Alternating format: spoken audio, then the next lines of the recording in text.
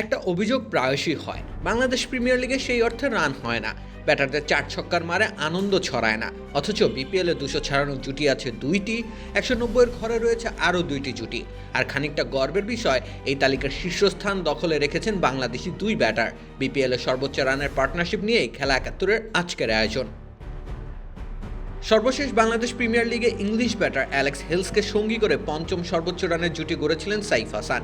দ্বিতীয় উইকেট জুটিতে রংপুর রাইডার্সের হয়ে এই 2 ব্যাটার 186 রান স্কোরবোর্ডে জমা করেন।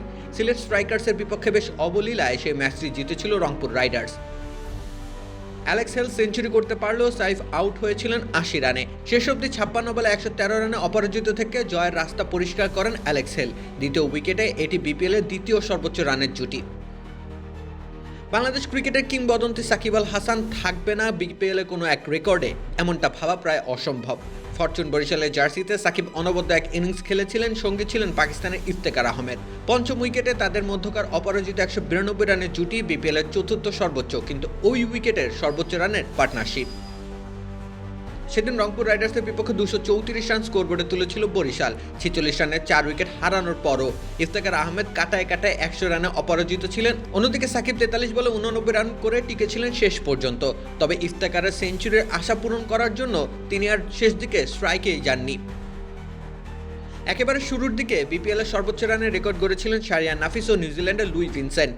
2013 সালে গড়া সেই রেকর্ড বেশ লম্বা সময় ধরেই ছিল অক্ষত।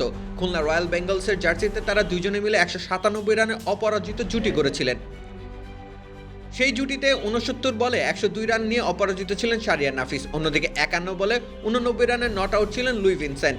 198 রানের বিশাল টার্গেটের সামনে সেদিন দুরন্ত রাজশাহী অল আউট হয়েছিল মাত্র 129 রানে। বাংলাদেশি খেলোয়াড় ছাড়া সর্বোচ্চ রানের জুটি গড়েছিলেন ক্রিস গেল ও ব্র্যান্ডন ম্যাককালাম। তাদের হাত ধরেই প্রথমবার 200 রানের পার্টনারশিপ দেখেছিল বিপিএল। 201 রানের অপরাজেয় জুটির অধিকাংশ রানই এসেছিল ক্যারিবিয়ান গেইলের ব্যাট থেকে।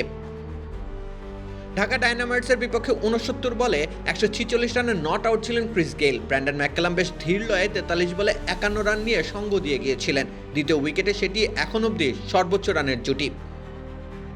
বিপিএলের সর্বশেষ আসরে 2 বাংলাদেশি ব্যাটার রেকর্ড গড়া জুটি গড়েন। ঢাকা ক্যাপিটালসের জার্সিতে ওপেনিং করতে নামেন লিটন দাস ও তানজিদ হাসান তামিম। দুর্বার রাশিয়ার বোলারদের তুলোধুনো করেন দুজনে মিলে। 241 রানের অনবদ্য জুটি করেছিলেন লিটন ও তামিম।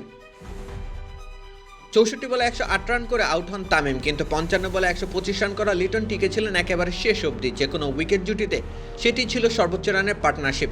এমনকি বিপিএলে বিশাল জুটির 2 ব্যাটারেরই শতক হাঁকানোর প্রথম ঘটনা ছিল সেটি। রাকিব হোসেন রুম্মান, খেলা 71।